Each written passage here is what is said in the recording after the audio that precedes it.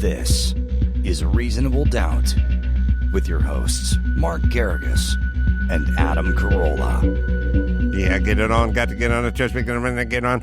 And welcome to the best hour or so in the universe. It's Reasonable Doubt. I'm Adam Carolla. Mark Garrigus in New York City, downtown office. Where is you? Downtown LA. I tried mightily to get to you, especially because I knew you were there.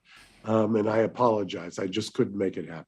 Well, you're a busy man. What's going on in the world? I was just going to say, we started just a couple of minutes late because I've stolen one of your lines. You had mentioned last time I saw you, which was last week, about sending in a drone strike. And for those who don't understand the way your brain thinks, I understood exactly. And so not anything having to do with anything you know about, but I had to delay today because I was sending in a drone strike. Well, sometimes in the law, that's all anybody understands, Well, I always say drone strike because when you're dealing with disputes and sometimes you're dealing with a client or a neighbor or whomever, and if both of you have an idea for a reasonable outcome, then you can probably find a path there. But the problem comes in when you're dealing with terrorists. And so you make a mistake. You go, these people love their children. These people just want to live in harmony. Why wouldn't anyone want to just flourish and get along with their neighbors and live in harmony and raise their children? The answer is there's a certain amount of human beings that are terrorists who do not want to do that. And there's a certain amount of Americans who you will get into legal disputes with who don't want that either. And you're confused by it. But it's the reason I love you so much. It is almost inexplicable, some of the disputes that you get into in the law that are so idiotic, that are such nonsense, that you wonder what somebody is thinking, if you know what I mean. Yeah, and so basically you get burned when you go, who would fly an airplane into one of the Twin Towers? You're in the airplane. You're the first person to hit the tower if you're in the cockpit of that airplane. And the answer is true, and there are people who approach life that way. And that's how they do it. And most of my adult life is trying to figure out why certain people did certain things that were so harmful to them. And the answer is they're terrorists. That's it. They're gonna put on an explosive vest. They're gonna go into the Tel Aviv pizza joint, and they're gonna be the first person that gets the ball bearing into their chest when that thing's ignited. I'm amazed. But there's a kind of a version of this, Mark, a slightly more subdued, less sexy version of this, which is, I'll give you an example that's something that would never make sense to you, but I will tell you the stock that I come from. My father,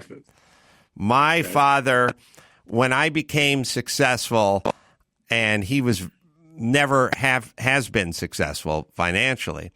When I became successful, I thought, you know what? I should lease that guy a luxury car because that's what a successful Hollywood son would do. This is probably about the year 99, 2000, after I started to make some money in show business and was established to some degree. So circa radio. Yeah, the Love Line and maybe MTV Love Line and maybe the Man Show was starting. There was discussions, and that's where we're at. So we went down to the Infinity dealer in Van Nuys, and he got himself the big flagship Q45 or whatever it was, luxury vehicle. And he had that car we leased it for probably 3 years. And then the next year, 3 years on, we turned that car in, and then I went over to Galpin Ford, and I got him a Jaguar for his next car. And then Did she consider that an upgrade, or was it a lateral move? it was sort of lateral, but I think English versus Japanese, always a little bit of an upgrade, the luxury department. And then the Jag was coming to the end of its lease. And so my dad started to lobby for the third leased luxury automobile. Now, mind you, he didn't put me through dental school, and I didn't see him up in the stands cheering me on when I was playing Pop Warner or high school football. But out of the goodness of my own heart, I thought, let's get this poor guy. He doesn't need it. No one needs to be 68 years old and driving around a Geo Metro. You know what I mean? It's an old guy in a shit car is probably the saddest tableau there is, if you really think about it. Yeah, well, especially, by the way, there is a world in which that reflects on you. Yes. So he was then campaigning for a third luxury automobile. So he came over to the house, and I looked out the window, and I saw the very used 1980s front-wheel drive cloth interior Honda CRV that my stepmother owned was parked, and he drove the Honda CRV out from Pasadena to the Hollywood Hills home of one Adam Carolla. And he walked in, and I said he wanted a new car. He wanted to start talking. He was going to have to turn his car in a few weeks, and he wanted to start discussing preliminary discussions on the next luxury automobile, the third one. And I said, wait, how did those discussions go? Was it, this is what I want, or son, I'm appreciative? What was the kind of the tone? It was like, it was pretty nuts and bolts, pardon the pun. It's like, I got to turn the car in 3 weeks, and, I don't want to walk home from the dealership. So what are you thinking? And I said, well, first things first, why didn't you drive the car to my house today? You drove a piece of shit old Honda CRV from the 80s. And he said, it was parked on the end of the driveway, whatever. I said, Dad, that Jag I lease you, I'm paying for 12,000 miles a year. You've got significantly less than that on the odometer. Meaning I'm paying for 36,000 at the end of this lease. You've got that thing at like 21,000 miles on it. You should be driving that car. And he said, yeah, okay, but let's talk about the new car. And I said, all right, well, let me think about it. But once you start driving the car, I'm leasing you. And by the way, you're driving the car you guys own.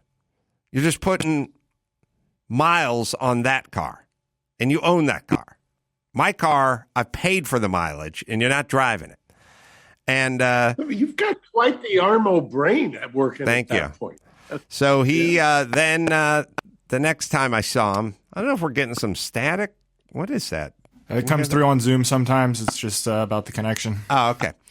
I will soldier on. 2 weeks later, the next week, he came over again.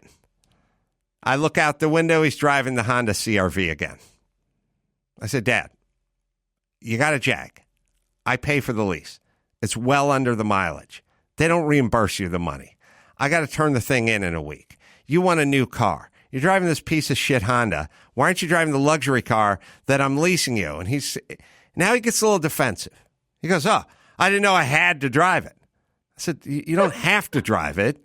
Oh, well, what should I do? Go home and just drive it around the block a few times just so? I said, no, Dad. It's a luxury car. I lease it for you. You want your next luxury car. I don't get why you're not driving the under mileage car that I already lease you.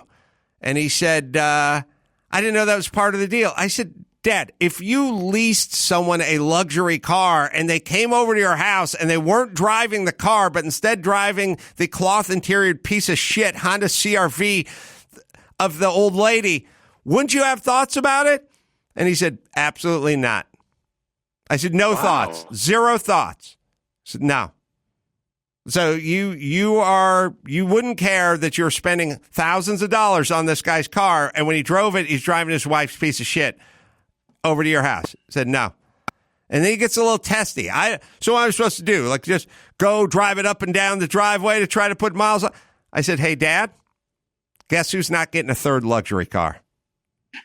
It's you. And he's like, fine. I was like, okay, fine. Just save me $950 a month. And he's like, okay. And he just had to go out and get himself another piece of shit. Now, that's not a business-oriented mind there. But on the other hand, I'm not saying he's full Al-Qaeda, but think of the mindset. All you have to do is drive your fucking luxury car to your son's huge house in Hollywood Hills. That's all you have to do. That's all you have to do. You won't do it. You become combative when I ask you about it. This is all under the backdrop of voling to get a new luxury car. This is your art. You're simultaneously arguing for a new car and simultaneously doing everything that would make someone not want to lease you a new car, which I didn't, and I never He's still on this planet. That was 17 years ago, and he's never gotten another car. So we would call that a Jermok, which is literally white. Our Armos would think the default to that would be that's what a Jermok would do. No Armo would ever do that. Never. In a million years. Are you kidding? The Armo would not only get the car, the luxury car, they then take it in and have it tricked out and send you the bill. All right. Well, let me tell you about our friends over at Pluralsight. Hey, if you lead or manage a software team, you need to know setting up your team for success. Well, it isn't easy. Employee turnover, the speed of innovation, timeline delays, and security concerns are constantly clouding our vision. Leading technology teams around the world trust Pluralsight to bring skill, development, and engineering insights to the forefront of the developer experience, increasing productivity, efficiency, satisfaction, and retention. It's the clarity teams need to tackle mission-critical projects, drive cloud transformation, or simply ship scalable and secure code. Harness the collective power of hindsight, foresight, and insight with Pluralsight. Check them out today at pluralsight.com/vision. All right. So clearly I'm not from the Armenian heritage. But what I'm saying is this, and just to go back to the court, what I'm saying is this is a very small example of someone who wanted something but ended up and would have gotten it, but had to shoot themselves in the foot and take some sort of bizarre stance over nothing, which now means they must pay for their own car in perpetuity. And there's a lot of that in business. Heck of a lot. A lot of it. Way more than you'd think, right? Oh, I mean, it happens on a daily basis. It's frustrating. But my father used to say, why do you get so angry about that? And I said, because it's so frustrating. He says, yeah, but if they understood that, then they wouldn't need you, or they wouldn't need your advice. So I guess, there's a point to that. All right. So where are we at with the news and trials and courts? We've got so many stories to start with. One of the ones I like, and Gary, as you know, is an Elon fanboy. And now, as of yesterday, Twitter filed a lawsuit against Musk's two holding companies in Delaware in what's called the Chancery Court, where you don't get a jury. It's a judge proceeding. And basically, Gary, I think I snapshotted the prayer. The prayer on a civil lawsuit is basically what you're asking for. So this is what they're asking for. They, to the extent under the merger agreement, grant all the relief. Order defendants, that's Elon's two companies or entities, to specifically perform their obligations and consummate the closing in accordance with the terms of the merger agreement, this is the key one that I wanted to talk about. The last one was granting injunctive relief as necessary to enforce it.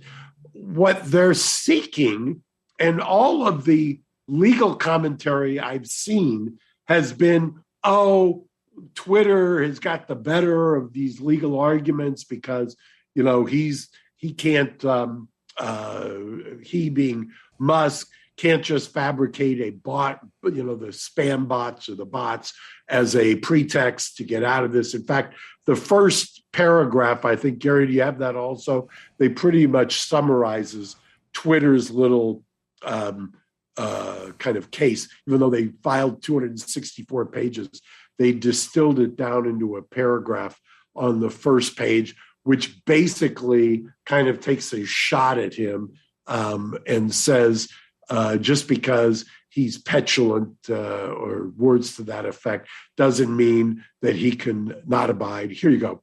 He entered into a binding merger agreement, having mounted a public spectacle to put Twitter in play, and then proposed and signed a seller-friendly merger agreement. He apparently believes that he, unlike every other party subject to Delaware contract law, is free to change his mind, trash the company, disrupt its operations, destroy stockholder value, and walk away. And then blah, blah, blah. Interesting, though, if you look at the prayer of what Twitter's asking for, they're asking for a judge to order him to consummate the transaction, which leads me to believe, what's a judge going to say? You must pay $44 billion, even though there's a $1 billion breakup fee. But we're asking you, Judge, to order him to complete this purchase, which would be, I can't think of any comparable transaction where a judge has ordered somebody to spend $44 billion on a transaction that's got a breakup fee in it. So for all of the legal commentators who are saying Twitter's got the better of this, maybe if ultimately Twitter is trying to do, Twitter the company, trying to get a portion or all of the $1 billion, that I understand. But that isn't what the relief says. Their prayer for relief, which is what they're asking the court to do, does not say hand over the $1 billion on the breakup fee. It says make him go through with this transaction. Well, I may not have the numbers right, but they're basically saying he agreed to give us $44 billion for a company that's worth $25 billion or something substantially less than $44 billion. It makes sense to me that they'd like their inflated price. They like the delta. Right. So now you would, and I don't know what it's really valued at now, but it's substantially less than $44 billion. So then you'd say there was a breakup fee that was baked in, and I don't know, it's sort of like a prenup or something. It's like, hey, we got this, and that's why we did it. And then if I were Twitter, I would argue that the breakup billion, that's there in case he can't get financing or the deal falls apart for a myriad of reasons, not for him to trash our company and lower our stock price. Well, that's interesting because they did not, as I understand it, mind you, we're just reading the lawsuit. We're waiting for an answer, meaning the retort from Musk's companies.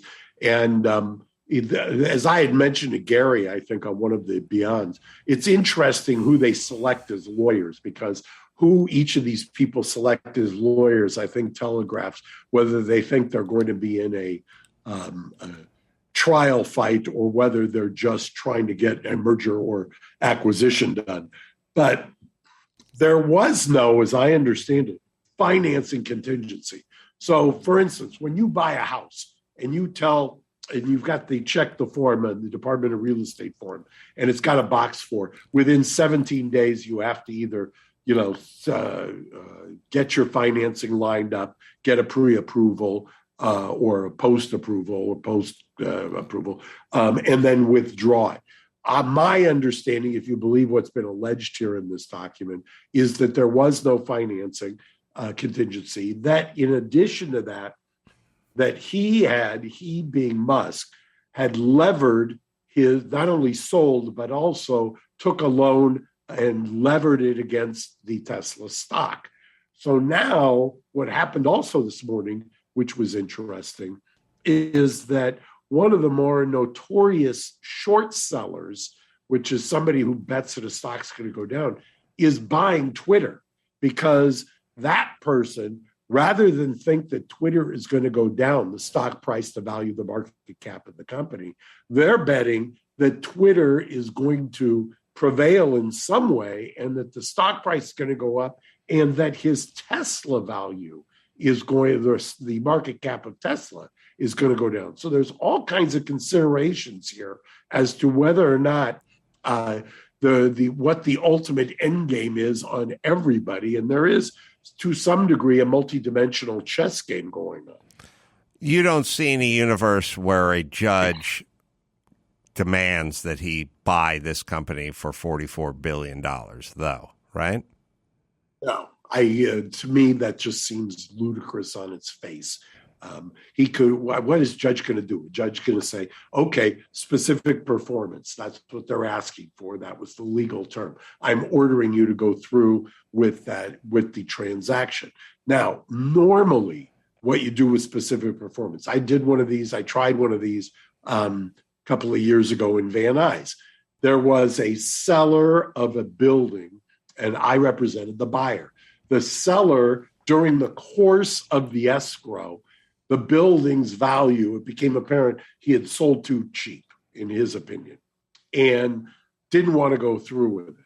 Now, the judge there ordered, we asked for specific performance. The judge ordered the specific performance. You must sell. That is something that's generally, you can imagine, that would be more enforceable. But you must buy, to me, is a real problem, because unless you've got all of the money sitting in escrow or sequestered somewhere in an attorney-client trust account in a non-escrow jurisdiction, how is the judge going to enforce it? Elon says, I'm not going to sign the paperwork. What are you going to do? Find him in contempt because he's not going to come up with $44 billion? Attach his Tesla stock and say, okay, you've got $44 billion worth of Tesla. I'm going to start financially engineering the Tesla stock and use that and trade it for Twitter. Doesn't seem to me to make sense. Is there a world where, and this is why I think the lawyers are interesting, could there be a solution here? Because they've got law firms on each side, besides litigation counsel, they've got law firms on each side that do mergers and acquisitions. Is there a world where Tesla does some kind of stock swap or some kind of warrants or some kind of options or a complicated or at least a multi-layered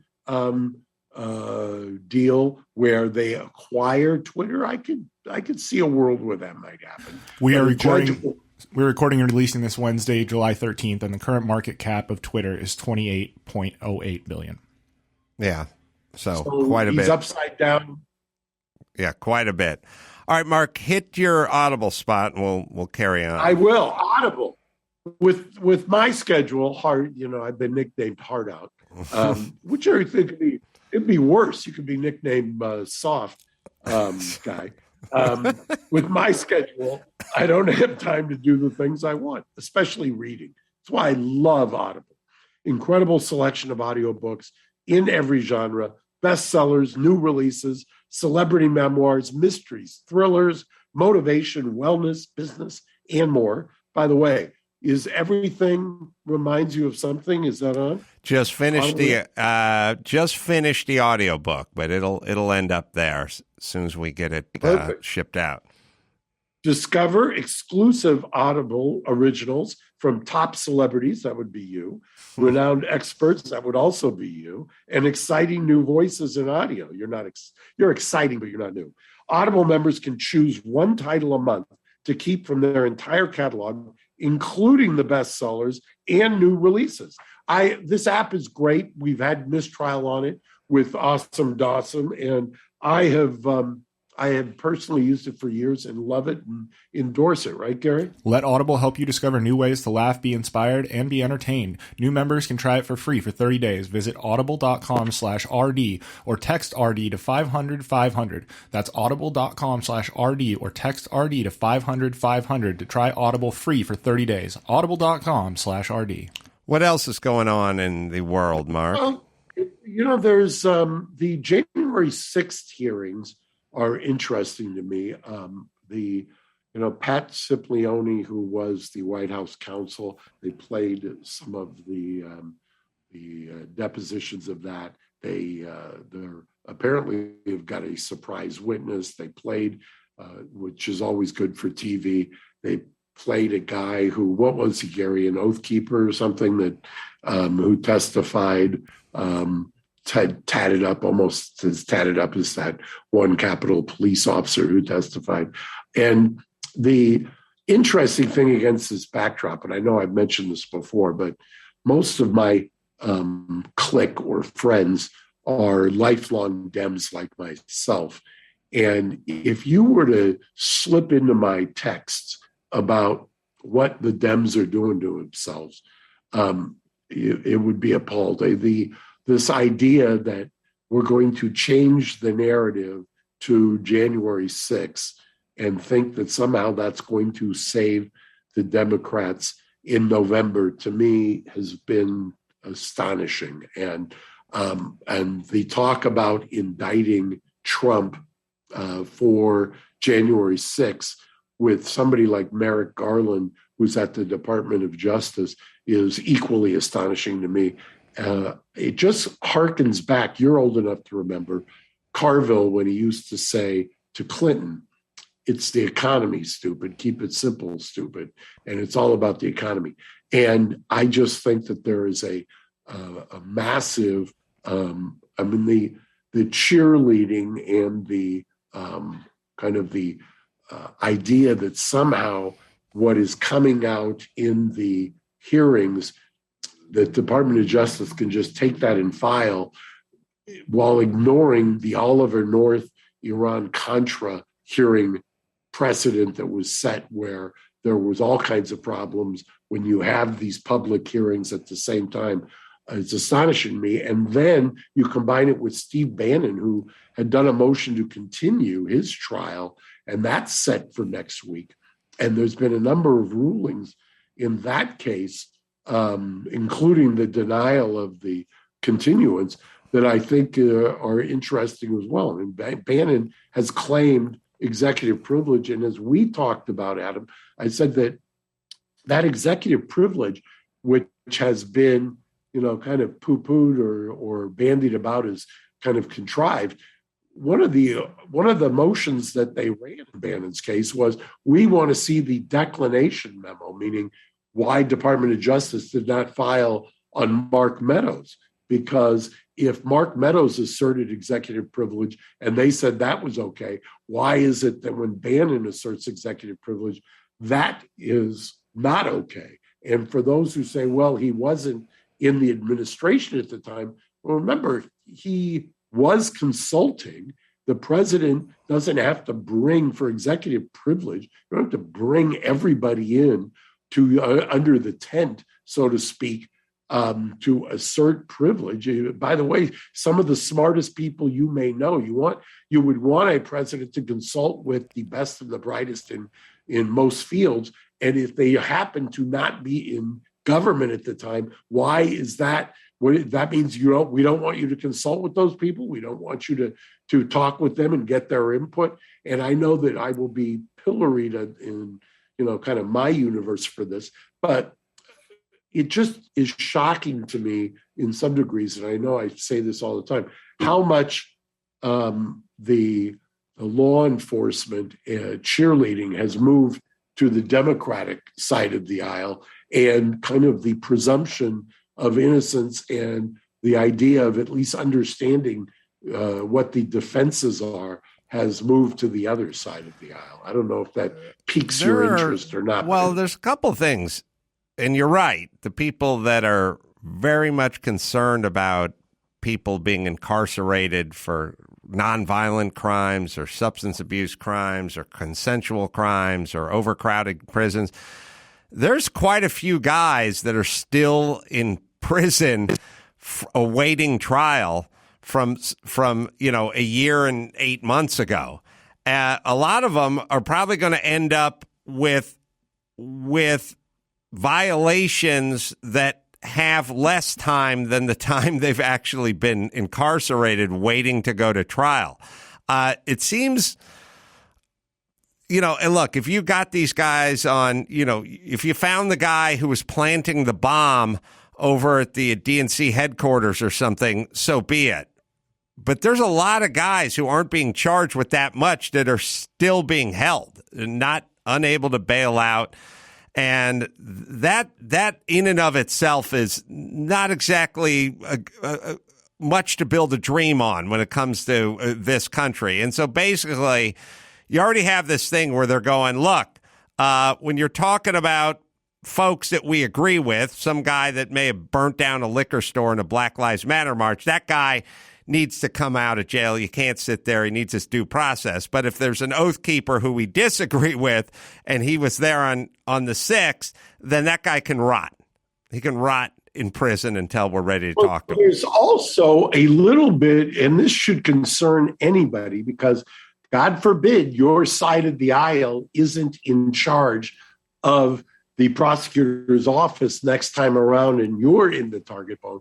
But there's a little bit of, as long as you kind of have this come to Jesus moment where you repudiate what you believed before, then you're okay. Then you can do it. And so if you've been converted, if you've had kind of a brainwash in the literal sense, then that's okay. That gives you, right. That's always bugged me. Me too. Yeah, we'll put the oath keeper up on the stand and he'll talk about how Trump brainwashed him and he didn't know what he was doing and Trump's evil. And once you become a useful idiot for them, and it's kind of Orwellian, and it's also smacks of all the governments that you hate, where now the person is hailing whoever their captor is. It's really slippery slope shit for a society to go, oh, now this guy agrees with us. See, let's see what he thinks. Oh, he was a big Trump fan, but now he's not anymore. Yeah, he'd like to get the fuck out of the hole that you're keeping him in. So he is saying whatever he has to say. I'm old enough again to remember reading the Gulag Archipelago by Alexander Solzhenitsyn, who was talking about some of the techniques that were used in the old Soviet Union. You're old enough to remember when you studied Mao Zedong and what happened in communist China and their, totalitarian regimes. And I know I can already hear what the response is. Well, you're talking about totalitarian regimes. Trump is the authoritarian, blah, blah, blah. We came this close to losing our democracy. I mean, I hear all of that. What I'm telling you is you can pick and choose statements, and you don't have to buy in to a whole ideological spectrum of philosophy and groupthink in order to critically examine what is happening around you. I think the problem is they're going to keep parading people up. I think Bannon said he wanted his hearing to be public. I don't think they want that. The problem with the whole thing for me is twofold. One is Trump said peacefully and patriotically march to the Capitol. That he said into a loudspeaker, and that's recorded. And that's an issue when you're saying he incited this riot. Because if you were Trump's attorney, you would keep playing that tape over and over again.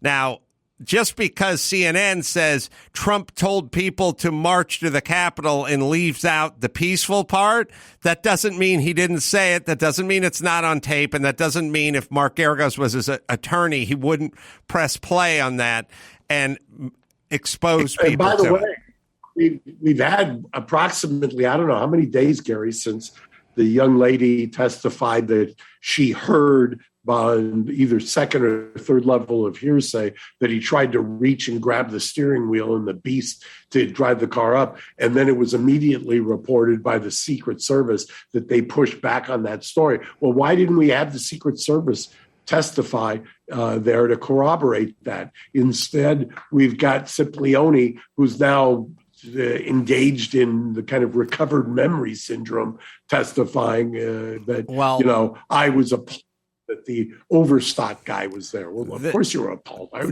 This is the problem. The problem is if you say we've assembled this group so that we can get to the truth about January 6th. And then you go, fine. Why don't you talk to the Secret Service agents that were actually in the car at the time? And they go, no, we don't have time for that. And then you go, fine. Why don't you talk to Nancy Pelosi and see why she didn't have the National Guard there? No, we don't have time for that. Oh, why don't you talk to Marion Bowser, the mayor, and ask her why she denied the National Guard 2 days before? No, we don't have time for that. Why don't you talk to the guys who were in the office who, when Trump said, you're going to need the National Guard here, this shit could get out of hand. Why don't you just go ahead and talk to those guys and swear them in? No, we don't have time for that. Okay, so wait a minute. You just want to get to the bottom? You want to get to the bottom of the whole thing? What about just cross-examination? I mean, right. I love a good direct exam when I'm trying to prove my case. I'd love to try cases where I can just put on witnesses and there's no cross. I mean, it's a new phenomenon. Right. I don't understand that. When did that happen in America? It makes me wonder how hard you're trying to just get to the bottom and just get to the truth. All right, let me tell you about American Hartford Gold. That's something you should get interested in. Inflation at a 40-year high. Yeah, 9.1, I think we're at as we tape this. By the way, if you don't think that's going to drive voters, then you obviously have not lived through a couple of election cycles. Well, it should drive you guys to American Hartford Gold because guys like J.P. Morgan CEO Jamie Dimon predict a recession is coming, and they're using terms like economic hurricane, protect your future, do what I did. American Hartford Gold. They'll help protect your savings, retirement, and you can diversify your portfolio with physical gold and silver. Quick phone call, and you can get silver or gold delivered right to your door or inside your IRA or 401k. Highest rated firm in the country. A-plus rating from the BBB and thousands of satisfied customers. Call them right now, and you can get up to $1,500 worth of free silver on your first order, right, Gary? Call 866-828-8992. That's 866-828-8992. Or text DOUBT to 998899. Again, that's 866-828-8992. Or text DOUBT to 998899. Yeah, I mean... So I wanted you to finish that for a second. Because like I said, I know that I'll be viewed myself as a conspiracy theorist, but I just ask any lawyer who is bloviating about this to just ask the simple question, why are we afraid to have cross-examination? I'd like to know. I mean, I've been doing this for almost 40 years. I don't trust just a direct exam. I've been in a courtroom too many times. I've been in hearings too many times where a story sounds fantastic until you have a chat. And I've been on both sides of that. I've had a client tell a story that sounded great. And by the way, the opposing counsel dismantled that story. I've also been in the bull as opposed to where I'm goring the witness. So before you just buy hook, line, and sinker, remember, we have an adversarial system in America. If you're somebody who keeps talking about democracy and the Constitution, you can't just ignore the Sixth Amendment. All right. What else, Mark or Gary? There's another story that's fascinating, Gary. Murdaugh, right? You want to give us an update on this? Yeah. So, Adam, I'm not sure if you had heard or not, but it came out that he was involved in drug trafficking, as we had posited many months back. The lawyer whose son and wife were found murdered at one of their hunting estates, and the latest news this week is that he's going to be charged with murder. Drugs, all roads lead to drugs. Like if you ever just have an acquaintance or something and you say, oh, we're friends, a widow, her husband was murdered. And you go, oh my God, what happened? And I go, drugs. It's always the murdering is with the drugs. It's just how it works. I'm sitting in the office here. We're 2 blocks away from where that woman, the Olympian, was hit with the pipe by one of the inhabitants of the zombie apocalypse that is downtown Los Angeles. And some guy, I wish I had his name, I'd give him a shout out, ended up tackling him and holding him, the perp, until whenever the victim in this case recognized almost immediately, as anybody who walks around downtown can, that this guy was in the throes of mental distress. But it's also this kind of endless cycle of which came first, chicken or the egg. Was it the mental illness? Was it the fentanyl? Was it, the people say, well, the fentanyl brings you down. Well, when you come off, it doesn't bring you down. And these hallucinatory episodes that are going on. Just when I drove into the parking lot this morning, the same thing in the parking lot. You've got when I say zombie apocalypse, you have no idea. There are people every single day shooting up either on the front step or in the back alley here. And at a certain point, LA is going to have to make a choice, because I have always taken the position that criminalizing drug offenses is not smart. But at the same time, you don't just let people who are under the influence run wild. There has to be some kind of intervention. And otherwise, you get what we've got down here. Well, just breaking yesterday, I think it was.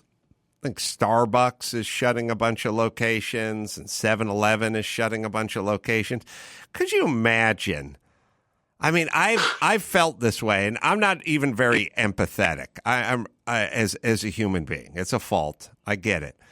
But could you imagine? You ever pass by these businesses that have a storefront? Mark at least has a lobby and an elevator. I got a fence and a gate.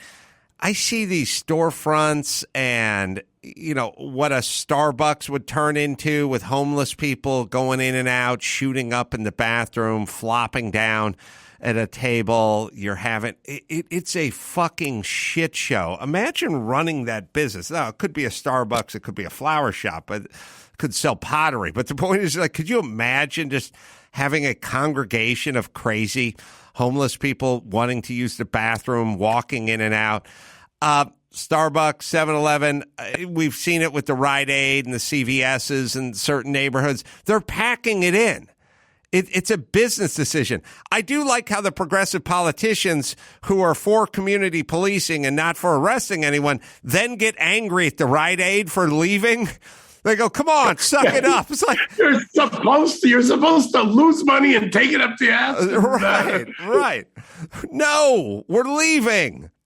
If you don't want to govern, we're going to leave. Look, let's put it to you this way.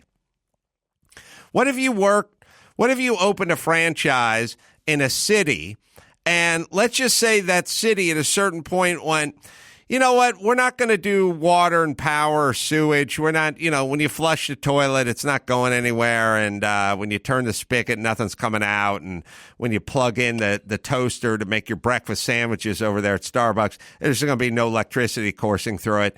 Well, then wouldn't the business at a certain point going, well, then if you're not going to keep up your end of the shit, because I pay a ton in taxes and business licenses and all the protocols and all the regulation, if you're not going to hold up your end of the bargain, then I'm going to pack up and leave. Now, you go, well, this is an extreme example. Sanitation, water and power, sewage, all that kind of. It is, but it's really just an offshoot.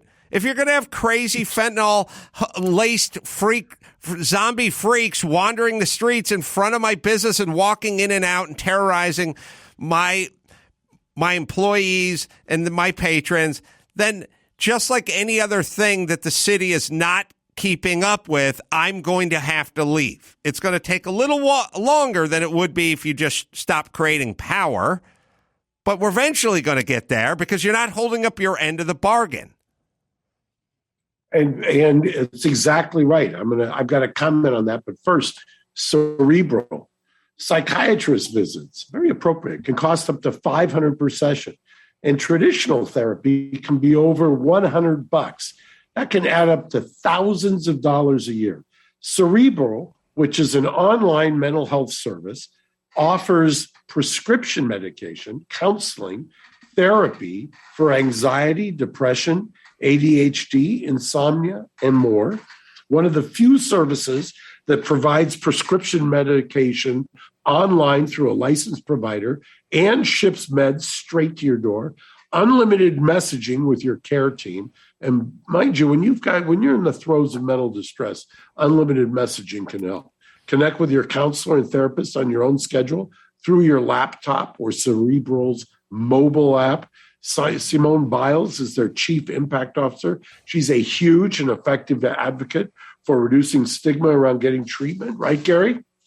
That's right. Listeners of this program can receive 65% off your first month of medication management and care counseling at getcerebral.com/doubt. Go to getcerebral.com/doubt for 65% off your first month. That's just a total of $30 to get started. Join Cerebral today on their mission to make quality mental health care accessible and affordable for all.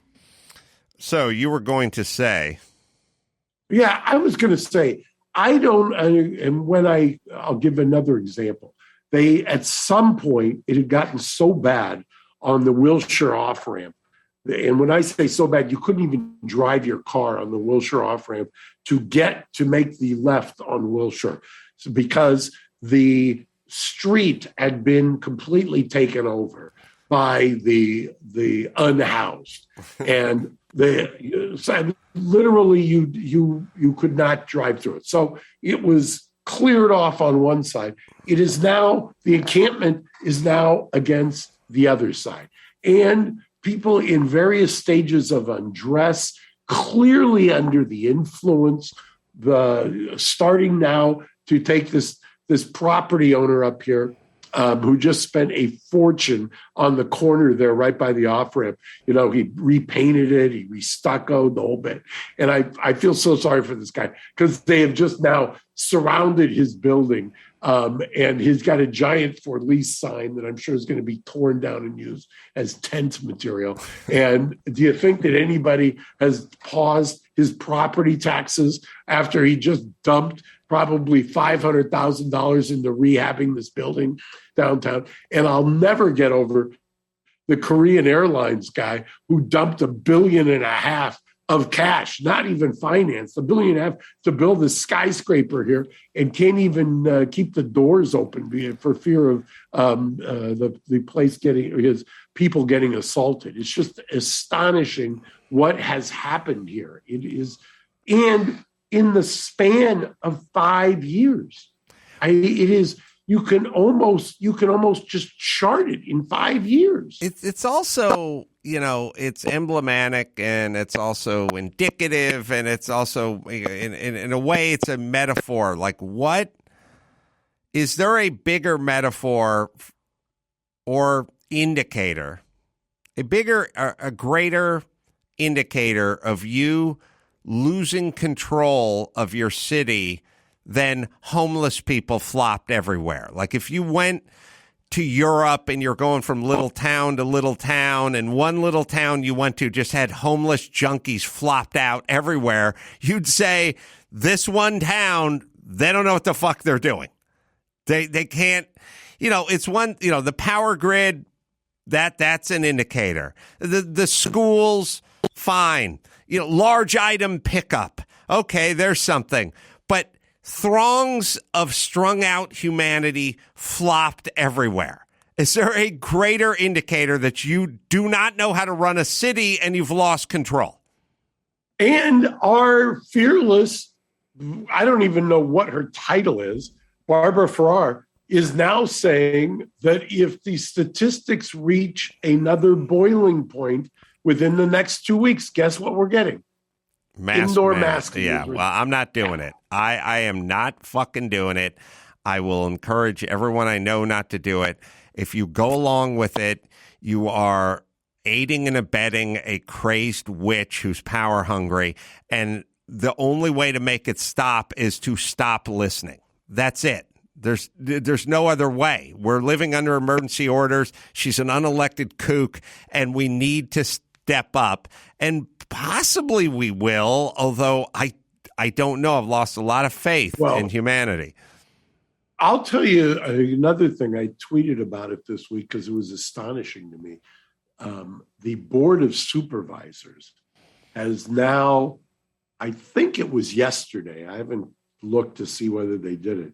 They were actually going to put on the ballot. Now, mind you, for those who aren't in the weeds in Los Angeles County has 5 supervisors, all female I believe for the first time right now.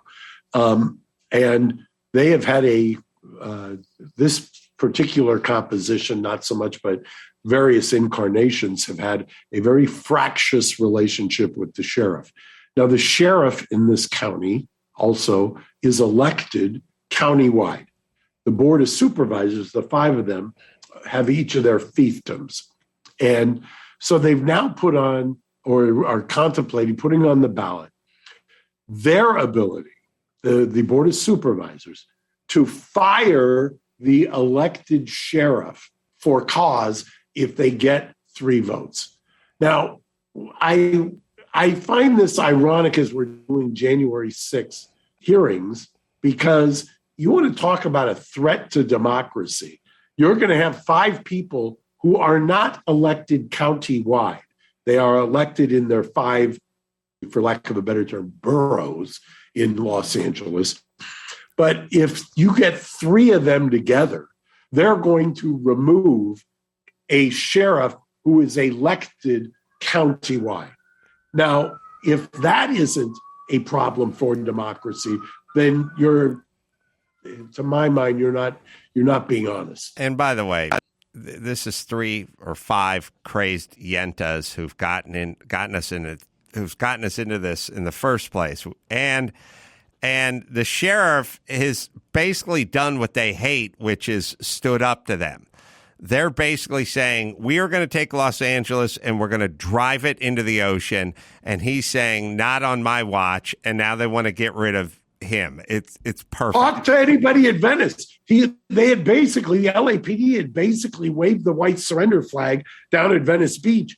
And the sheriff said it's still within the county, not here, and went down there. And by the way, guess what's happened? People are coming back. You see families there. It's not solved by any means, but it's mind-boggling to me. All right, let me hit ultimate ears here. We use tech every day. We rely on devices, but we forget about sometimes the hardware, like the ears and the earbuds. No 2 are exactly the same. Everyone's ears are a little bit different, so the earbuds probably cause discomfort, maybe even pain.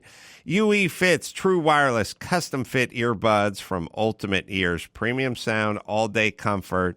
The molding experience is revolutionary. Back in the day when I did Loveline, you get an IFB, a tech has to mold it. It has to go like back to the shop. They have to pour plaster of Paris in your ear. This is a guaranteed fit, and it just takes 60 seconds, 8 hours of continuous playback on a single charge, up to 20 hours with the charging case. Try them. If you don't love them as much as we do, they got a 30-day money-back guarantee, plus free shipping and free returns. 1-year warranty, right, Gary? That's right. Use promo code DOUBT at UE.com/fits to get your pair of UE Fits. That's UE.com/fits, promo code DOUBT. So is there going to be lawsuits by the young woman, the young Olympian who was bashed over the head with a piece of pipe, where Kim Glass, where these guys, they shouldn't be on the street. Tin Horn Flats, the guy who owns the building, has to, again, he can't miss a tax payment on his property, but the city won't remove the throngs of humanity in front of the building, making it unusable or certainly lowering its value. Could you imagine selling your house, Mark, and a group of gypsy homeless people just flopped out on the curb as people were coming up and down the driveway to look at it? I mean, how much lower the value of your property would be? I guess the one counterbalance to having a building in downtown LA is living in La Cañada, where you can't even keep a property on the market for longer than a day without having 10 offers, full price, all cash, because people are fleeing. I mean, to to the suburbs. What is the matter with that? Just please explain that. That shows you something. People, whether it's an source of the population out of the state or out of the urban centers, what in the heck, what is it going to take? Well, maybe Caruso will come in as mayor and save the day. I don't know what he's going to be able to get done with the city council or Gavin Newsom fighting him. They're going to fight him every step of the way for everything he wants to do, because he's going to want to do something that's different than what they're doing now, which is making things worse. So, yeah, it's like they have doubled and tripled down on policies that not only don't work but exacerbate what the problem is, and it's mind-boggling to me. Well, I mean, I'll talk about it next week. I was going to talk about Donay in that case, which just boils me. You've got somebody who's obviously in the throes of psychiatric illness, and it's just you're told that there's nothing we can do, and then he stabbed somebody to death, and the neighbors tried to do everything they could. I mean, what's the story? You're talking about your case where the crazy guy was wandering the streets, and the homeowner went back in the house, and the guy was waiting inside the house. Yeah, and then went. After I told you the story, I got a call from one of the people down the street who said, "Yeah, it's worse than you can even imagine, and there's no engagement. There's no engagement whatsoever. In fact, it's the opposite. It's blissful ignorance by the city councilman for that district, by the local police, LAPD there. It's just, who cares? You have to wonder at a certain point, then what are you paying for? It goes back to your point. Well, last but not least, there's Geico. Do you own, do you rent your home? Well, you do one or the other, and you work hard, right? I'll tell you what's easy. Bundling. Geico makes it easy to bundle your homeowners or renters insurance along with your automotive policy. It's a good thing, too, because you got so much to do around the house already. So just go to geico.com, get a quote, see just how much you could save and how easy it is to get your bundle working when you go with Geico. All right, this Friday, Saturday, I'll be in Springfield, Missouri, Blue Room Comedy Club, doing 4 shows over the weekend, 2 live pods, 2 stand-up shows as well. And Kyle Dunnigan's going to join us on Saturday. And you go to adamcarolla.com for all the live shows. Truth Yeller up on Daily Wire. Enjoy those specials. And everything reminds me of something. My new book is coming out any day now, so go ahead and pre-order it. It just helps. Mark, what do you got? If you're up in the Hamptons this weekend, stop by the Naya and the Capri Hotel. If you want to do a day party at the pool, stop by there. Go down to V if you want to kind of get an outdoor sauna in Palm Springs, and stop by Gigi's, or come downtown, bring your pipes and your bats, and visit Tenny or Engine Company 28. So until next time, Adam Carolla for Mark Garriga saying mahalo. Thanks for listening to Reasonable Doubt. Tune in next Saturday for an all-new episode.